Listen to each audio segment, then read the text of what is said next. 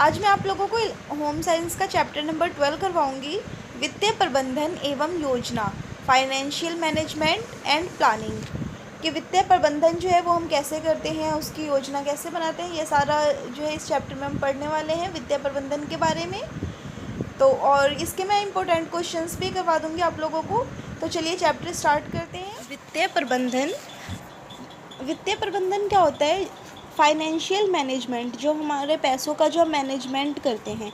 तो परिवार की उपलब्ध सभी प्रकार की आय, परिवार में जो भी प्रकार की आय आती है हमारी, चाहे वो वेतन के रूप में आए, मजदूरी के रूप में आए या फिर किराए के रूप में, मतलब जो भी पैसे जो डायरेक्टली हमें पैसे मिलते हैं, वो जो सारे पैसे हैं उसका उपयोग कैसे किया जाएगा, मतलब जो परिवार में जो भी पैसा आता है उसका उपयोग कैसे किया जाएगा और उसका नियंत्रण, मूल्यांकन, ये सारी चीज़ें जो है वो सारी क्या होती है? वित्तीय प्रबंधन। मतलब जो हम पैसे का जो मैनेजमेंट करते हैं कि हमारे परिवार में जो इनकम आ रही है उसको मैनेज जो करना है, उसे वित्तीय प्रबंधन कहते हैं। दूसरा है वित्तीय योजना, जो पैसे आते हैं उसका योजना बनाना। वह योजना जब परिवार सुनिश्चित करते हैं कि पारिवारिक आय का उपयोग सदस्य की आवश्यकताओं की पूर्ति के साथ लक्ष्यों की प्राप्ति भी करे। वित्तीय योजना क्या हो गया कि जो हमारे पैसे आते हैं उससे जो योजना बनाते हैं कि ये पैसा जो है हमारा, इससे परिवार के जो अलग अलग सदस्य हैं उनकी क्या क्या जो आवश्यकताएं हैं उनकी पूर्ति करनी है, और फिर आगे फ्यूचर में उनके कौन से लक्ष्य को प्राप्त करने के लिए पैसे का जो है वो पैसे का क्या उपयोग करना है, कैसे उपयोग करना है। तो ये सारी जो योजनाएं बनानी होती है हमें पैसे की कि हमें पैसे का यूज़ कैसे करना है, वो वित्तीय योजना में आता है। उसके बाद आ जाता है हमारा प्रबंधन। तो वित्तीय प्रबंधन में क्या है? मतलब हम पैसे का मैनेजमेंट करते हैं कि जो पैसा हमारे परिवार में आ रहा है उसका उपयोग कैसे करना है, उसको नियंत्रण कैसे करना है, और फिर उन सब चीज़ों का लास्ट में मूल्यांकन करना। मतलब जो टोटली है वो क्या हो गया? प्रबंध करना।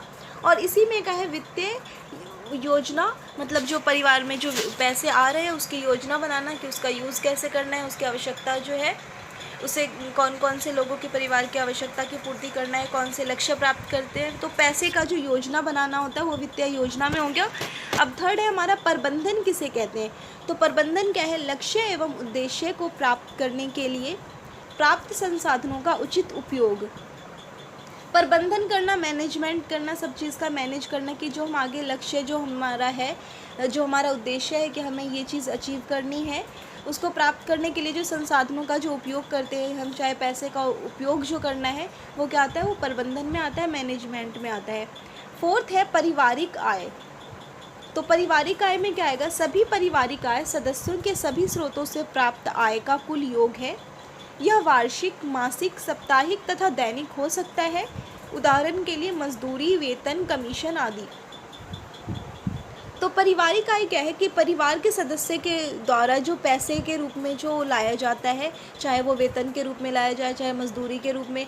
कई लोग क्या होते हैं, वो मतलब उनकी जो पैसे जो उन्हें वीकली मिल जाते हैं, सप्ताह में ही मिल जाते हैं। कई लोगों को, जैसे कोई लोग मजदूरी करते हैं तो उन्हें डेली उनकी जो है सैलरी उन्हें डेली की डेली मिल जाती है, डेली उन्होंने जितना काम किया। तो चाहे उन्हें दैनिक मिले, चाहे साप्ताहिक मिले, चाहे मंथली मिले, जैसे भी हो, परिवार के सदस्य के द्वारा जो पैसा लाया जाता है वो क्या है? वो पारिवारिक आय है। अब पारिवारिक आय में आपको देखना है कि पारिवारिक आय 3 प्रकार की होती है।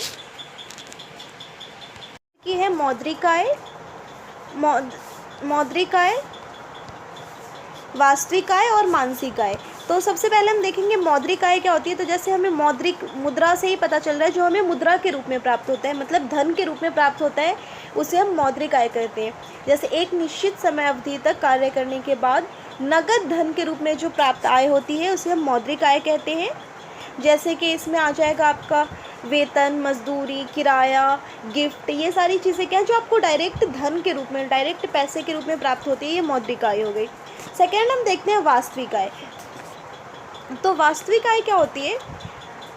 वास्तविक आय में आता है आपको कि ऐसी आय जो हमें धन के अलावा, क्योंकि मुद्रा तो हमारा मौद्रिक आय में हो गया, धन के अलावा जो है, जैसे हमें सुविधाएं प्राप्त होती है या फिर कोई वस्तु प्राप्त होती है, तो धन के अलावा कोई भी सुविधाएं या वस्तु जो है, जो परिवार के सदस्यों को एक निश्चित समय अवधि के दौरान प्राप्त होता है, उसे हम वास्तविक आय कहते हैं। अब वास्तविक आय 2 प्रकार की होती है। इसमें 2 प्रकार की आती है वास्तविक आय। पहला आता है प्रत्यक्ष वास्तविक आय और दूसरा आता है अप्रत्यक्ष वास्तविक आय। डायरेक्ट एंड इनडायरेक्ट वास्तविक आय होती है। तो प्रत्यक्ष वास्तविक आय में आपका आएगा कि वो सेवाएं और सुविधाएं होती है प्रत्यक्ष वास्तविक आय में जो बिना धन व्यय किए, बिना पैसे खर्च किए हमें प्राप्त होती है, जो परिवार के सदस्यों की जो योग्यता के अनुसार उन्हें प्राप्त होती है, जो परिवार के सदस्यों के अंदर ज्ञान है, कुशलता है, योग्यता है, उसका प्रयोग करके वो प्राप्त करते हैं, उसे हम कहते हैं प्रत्यक्ष वास्तविक आय। जो परिवार के, ये आपको ध्यान रखना है, जो परिवार के सदस्य अपने ज्ञान, कुशलता और योग्यता से प्राप्त करते हैं उसे प्रत्यक्ष वास्तविक आय कहते हैं। अब इसमें क्या आ जाएगा, अगर अपने ज्ञान का प्रयोग करके अगर हम किसी को पढ़ा रहे हैं और उससे हमें पैसा प्राप्त हो रहा है, तो वो क्या है हमारा, ये हो गया हमारा वास्तविक आय में हो गया। क्योंकि प्रत्यक्ष वास्तविक आय में डायरेक्ट इनकम, इसमें क्योंकि इसमें हम अपने ज्ञान का प्रयोग करके हम पैसा कमा रहे हैं। अगर घर से टिफ़िन लेकर जा रहे हैं तो हम क्या कर रहे हैं, अपने गुणों का प्रयोग करके घर से ही टिफ़िन लेकर जा रहे हैं, बाहर से हमें ख़रीदना नहीं पड़ रहा, तो इससे हमारा पैसा बच रहा है। तो ये क्या हो गया, ये भी डायरेक्ट इनकम में आता है। और इसी तरह से अपने कपड़े खुद से सिल लेना, या फिर कोई भी जो अपने परिवार के सदस्य जो अपनी कुशलता के अनुसार करते हैं, जैसे लाइब्रेरी से बुक का प्रयोग कर लेना, सरकारी अस्पतालों का प्रयोग कर लेना, अपने घर के जो छोटे मोटे काम हैं जैसे बिजली का काम हो गया, पानी का काम हो गया, ये सारे काम खुद से कर लेना, ये सारा आ जाएगा आपका प्रत्यक्ष वास्तविक आय में। दूसरा है अप्रत्यक्ष वास्तविक आय। अप्रत्यक्ष वास्तविक आय में क्या आता है, जो सुविधाएं हमें मिलती है, जो सुविधाएं या फिर कोई भी वस्तु जो हमें मिलती है, जो कि अगर एक परिवार को क्या है, धन व्यय करने के बाद प्राप्त होती है, वैसी वस्तुएं, तो वो सारी आ जाती है हमारी अप्रत्यक्ष वास्तविक आय में। जैसे क्या होता है, जैसे धन प्राप्त करने के बाद जो भी हमें प्राप्त होता है, जैसे कि अगर घर के काम करने के लिए हम नौकर रख लेते हैं, या फिर अगर हमें अपना ज्ञान है तो हम कम पैसों में अच्छी सब्जियां खरीद लेते हैं, तो हम क्या कर रहे हैं, उसमें थोड़ा सा पैसा बचा रहे हैं। तो ये सारी चीज़ें जो है वो अप्रत्यक्ष वास्तविक आय में आएगी। तो वास्तविक आय भी आप लोग समझ गए होंगे, इसमें दो प्रकार के होंगे, प्रत्यक्ष और अप्रत्यक्ष, जो मैंने बता दिए। अब हमारा थर्ड आता है मानसिक आय। तो मानसिक आय क्या होती है, तो मानसिक आय है कि जब हम मौद्रिक आय और वास्तविक आय जो हमारी दोनों आय है, तो उससे जो हमें उन सबको जो व्यय करके जो हमें खुशी और संतुष्टि प्राप्त होती है, उसे हम क्या कहते हैं, मानसिक आय कहते हैं। मतलब जो हमें मानसिक रूप से जो हमें सुख प्राप्त होता है अपने धन का व्यय करने के बाद, उसे हम वो कहेंगे मानसिक आय कहेंगे। एक निश्चित समय अवधि में परिवार के सदस्यों को जो अपने आय का व्यय करने के बाद जो संतोष प्राप्त होता है, उसे हम मानसिक आय कहेंगे। तो ये तीन होंगे आपका पारिवारिक आय के प्रकार, वास्तविक आय, मौद्रिक आय और मानसिक आय। अब देखते हैं धन क्या होता है। धन जिससे हम अपना कार्य कर सकें। पैसा क्या होता है, पैसा अगर होता है तो हम पैसे से कोई भी कार्य कर सकते हैं, कोई भी सामान खरीद सकते हैं। इसके कार्य, धन का कार्य क्या हो जाएगा, विनिमय के माध्यम के रूप में कार्य करना। विनिमय क्या होता है, मतलब अदला बदली करना। जैसे पहले ज़माने में क्या होता था, पहले ज़माने में जिस टाइम पर पैसा नहीं हुआ करता था, तो लोग क्या करते थे, सामान से, अगर वो अपनी सामान, अगर हम आपको कुछ दे रहे हैं उसके बदले में आप हमें दे दो, मतलब सामान से अदला बदली करते थे। तो उसके बाद धीरे धीरे क्या आ गया, धन आ गया, और अब लोग धन का यूज़ करते हैं। तो विनिमय के माध्यम के रूप में अब धन का यूज़ होता है। दूसरा मूल्य माप, मतलब मूल्य, किसी भी चीज़ का मूल्य लगाना, कोई भी सामान है उसके बदले में मूल्य देना। फिर 6th पॉइंट है धन आय, रुपए तथा पैसे के रूप में क्रय शक्ति जो निश्चित अवधि में पारिवारिक कोष में जाती है। धन, पैसा, इनकम, ये क्या होता है, जो परिवार में जो है एक निश्चित अवधि में जो पारिवारिक कोष में जाती है, मतलब परिवार के खजाने में आती है, तो परिवार द्वारा जो कमाया जाता है वो धन आय, ये इनकम है। ये इनकम क्या है। उसके बाद है वास्तविक आय। तो वास्तविक आय तो अभी आप लोगों को मैंने बता दिया है कि एक निश्चित अवधि में मानवीय ज़रूरतों एवं आवश्यकताओं की पूर्ति के लिए उपलब्ध साधनों और सेवाओं का प्रवाह, ये वास्तविक आय है। और वास्तविक आय दो प्रकार की होती है, प्रत्यक्ष वास्तविक आय और अप्रत्यक्ष वास्तविक आय। इन दोनों की डेफिनेशन आप यहाँ से देख सकते हैं। प्रत्यक्ष वास्तविक आय क्या है, इसमें धन का उपयोग किए बिना परिवार के सदस्यों को उपलब्ध सेवाएं तथा वस्तुएं मिलती है।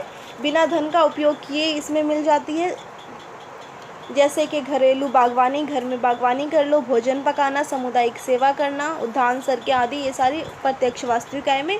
अप्रत्यक्ष में आ जाता है वे वस्तुएं तथा सेवाएं जो विनिमय धन के कुछ साधनों के बाद प्राप्त होती है। इसमें धन का विनिमय करना पड़ता है, मतलब पैसा खर्च करना पड़ता है और प्रत्यक्ष आय में बिना धन खर्च किए हुए हमें जो है वो आय प्राप्त होती है।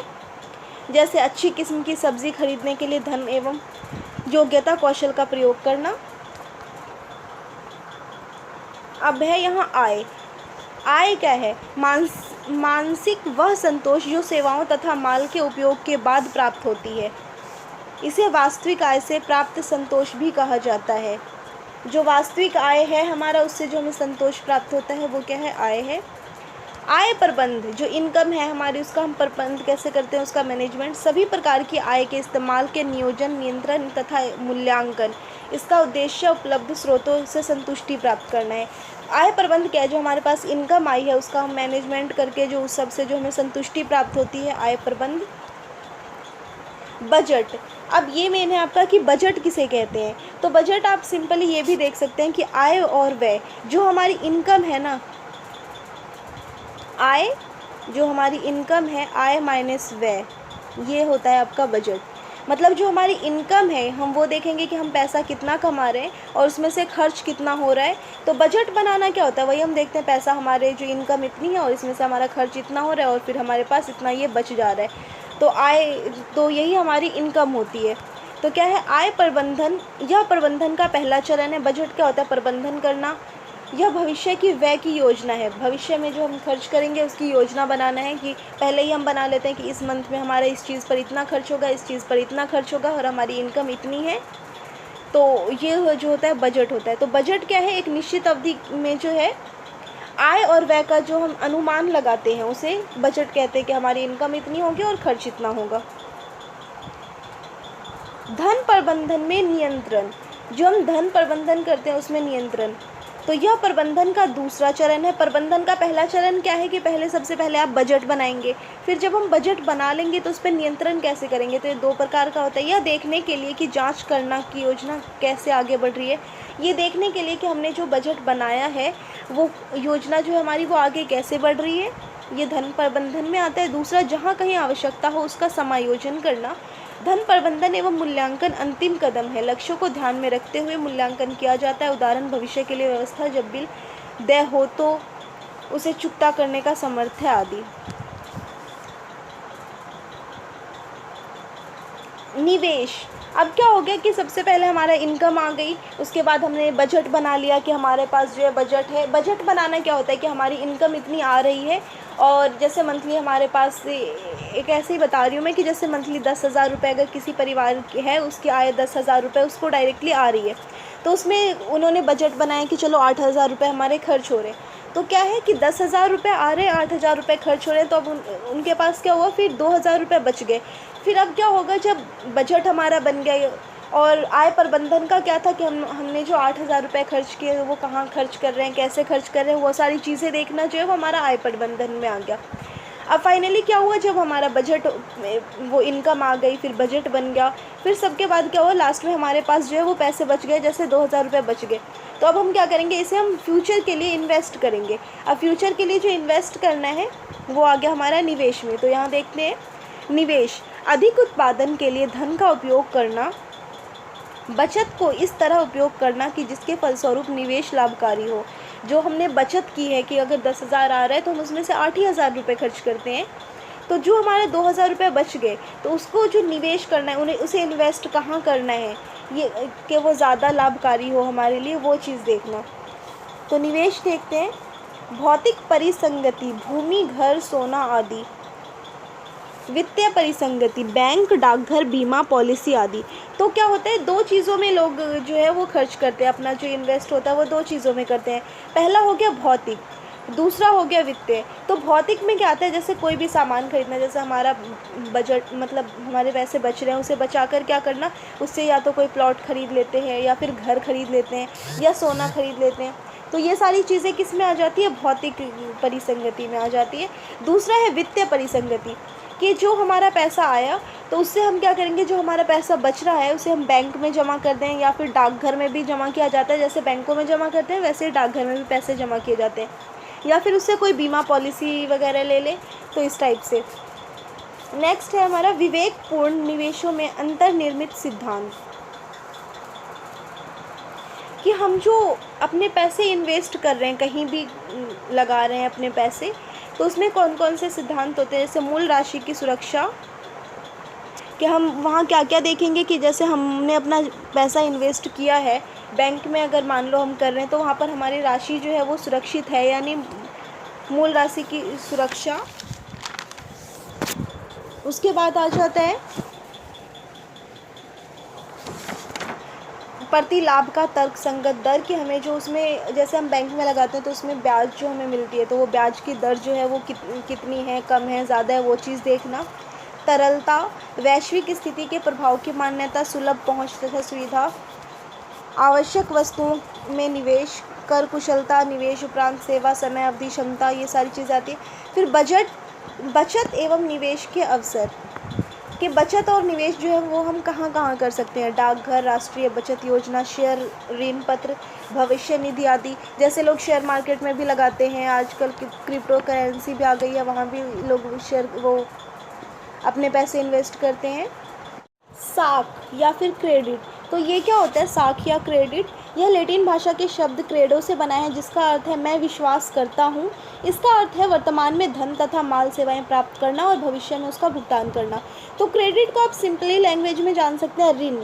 ऋण आप लोगों ने सुना होगा, ऋण जो होता है लोन लेना, तो ये क्रेडिट क्या है? लोन लेना। तो मैं विश्वास करता हूँ का मतलब ये है कि जो भी क्रेडिट जो है वो क्या है कि लोन देना। अब अगर कोई भी लोन किसी को दे रहा है तो उसे विश्वास पर देता है कि लोन अगर दे रहा है तो वो इंसान उसे लोन चुका सकता है, वापस उसे लोन कर सकता है। तो यही होता है क्रेडिट, कि जो ऋणदाता है वो अपनी वस्तु या फिर मुद्रा, कोई भी चीज़ जो है उसके बदले में उसे देता है, तभी उसे ऋण मिलता है। अगर हम जैसे बैंक में जाते हैं लोन लेने के लिए, तो उसके बदले में हमें कोई भी प्रॉपर्टी का कागज़ या फिर ज्वेलरी, वो सारी चीज़ें जो है वो जमानत के रूप में जो है वहाँ पर रखनी पड़ती है। तो वो जो है क्या है, तो साख जो है ये क्रेडिट, ये ऋण के बारे में, लोन के बारे में। इसमें जो है वो 4C का जो है रूल यूज़ होता है। 4C, ये 4C क्या है देखिए आप यहाँ 1 2 3 4 दिया हुआ है ना, चारों ये C है। फर्स्ट है कैरेक्टर, सेकंड है कैपेसिटी, थर्ड कैपिटल और फोर्थ है कोलेट्रल। तो इसमें ये क्या है, ये चारों चीज़ें। फर्स्ट पहला चरित्र, कोई भी इंसान जब किसी व्यक्ति को ऋण देता है, अगर जैसे पहले ज़माने में देखें तो ज़्यादातर लोग साहूकारों के पास या किसी भी बड़े ज़मींदारों के पास ऋण लेने के लिए जाते थे, तो उसमें क्या होता था, वो लोग ये देखते थे कि हम जिसे ऋण दे रहे हैं वो इंसान कैसा है, कहीं अगर हम पैसा दे दिए वो लेकर भाग तो नहीं जाएगा, उसका चरित्र कैसा है। भले ही वो इंसान वो देने लायक ना हो, लेकिन उस पर अगर विश्वास होता है तो उसे दे देता है साहूकार। ये देखता है कि हाँ गांव का इंसान है, ये हमें दे देगा, अच्छा इंसान है। तो फर्स्ट ऑफ ऑल तो पहला कैरेक्टर देखता है। सेकंड कि उसकी कैपेसिटी कितनी है। मान लिया अगर उसे वो लोन दे रहा है अगर, तो वो उसका वापस उसे लोन जो है वो वापस उसे भुगतान कर पाएगा या नहीं, क्योंकि लोन जो लोग देते हैं तो उसके साथ वो क्या करते हैं, ब्याज भी वापस लेते हैं, काफ़ी ऊंची ब्याज दर के साथ उनसे वापस लेते हैं। तो वो जो लोन दे रहा है अगर, तो अगर उसे मान लिया अगर वो जितने भी 1%, 2%, 3% जिस हिसाब से भी दे रहा है, तो उसे उसके साथ वापस करना पड़ता है लोन। तो उसकी कैपेसिटी क्या है ऋण लेने वाले की, क्या वो उसको उसका ऋण वापस कर सकता है या नहीं कर सकता, तो ये चीज़ देखा जाता है। एंड थर्ड है कैपिटल, पूंजी, कि जो जिसे ऋण दिया जा रहा है उसके पास पैसे हैं या नहीं है। अगर उसकी कंपनी है वो कितनी बड़ी है, बाद में अगर वो ऋण बाद में नहीं चुका पाता है तो वो कैसे अदा करेगा, वो सारी चीज़ें देख के कैपिटल, तो वो पूंजी भी देखते हैं कि उसे विश्वास हो जाता है कि हाँ ये इंसान जो है इसके पास पैसे हैं, अगर नहीं हो तो वो बाद में वो अपने कंपनी से जो है दे सकता है, उसकी कंपनी कितनी बड़ी है। ये सारी चीज़ें देखकर, जैसे शेयर मार्केट में हम पैसा भी लगाते हैं तो क्या है, देखकर कि कंपनी, जिस कंपनी में हम पैसा लगा रहे हैं वो कैसी है, कंपनी क्या है, वो सारी चीज़ें देखकर लगाया जाता है। तो वैसे ही ऋण का भी है, अगर बैंक आपको लोन दे रहा है तो बैंक भी देखता है कि हम जिसे पैसा दे रहे हैं वो इंसान हमें वापस कर सकता है या नहीं। अगर वो इंसान पैसा वापस करने लायक नहीं होता तो उसे फिर ऋण नहीं मिलता। फोर्थ जैसे आ जाता है आपका संपार्श्विक, मतलब ज़मानत। अब ज़मानत के रूप में जब हम लेते हैं, अगर हम कहीं से भी लोन लेते हैं, अगर आप बैंक में लोन लेने जाते हैं तो वो आपको ज़मानत के रूप में कोई ज्वेलरी या फिर प्लॉट के कागजात या फिर घर के कागज़, वो सारी चीज़ें ज़मानत के रूप में मांगते हैं, उसके बाद ही आपको ऋण देते हैं। अगर आप उसका ऋण वापस नहीं कर पाते तो वो ज़मानत के रूप में जो भी चीज़ें होती है वो चीज़ें वो रख लेते हैं। तो फोर्थ चीज़ें जो है, फोर्थ क्या है लोन लेने के लिए, ये ज़मानत के रूप में कोई भी चीज़ जो है ये ज़रूरी है। तो ये था आपका क्रेडिट। और सहकारी बैंक क्रेडिट संघ बैंक क्रेडिट ऋण लेने के प्रमुख स्रोत है कि हम कहाँ कहाँ से बैंक वो ऋण ले सकते हैं। तो ये था आपका चैप्टर, और मैं इसके आपको सारे क्वेश्चन आंसर्स भी करवा दूँगी। इसके जितने भी इम्पोर्टेंट क्वेश्चन आंसर्स हैं वो मैं करवा दूँगी। आई होप आप लोगों को ये चैप्टर समझ आ गया होगा। Thanks for watching.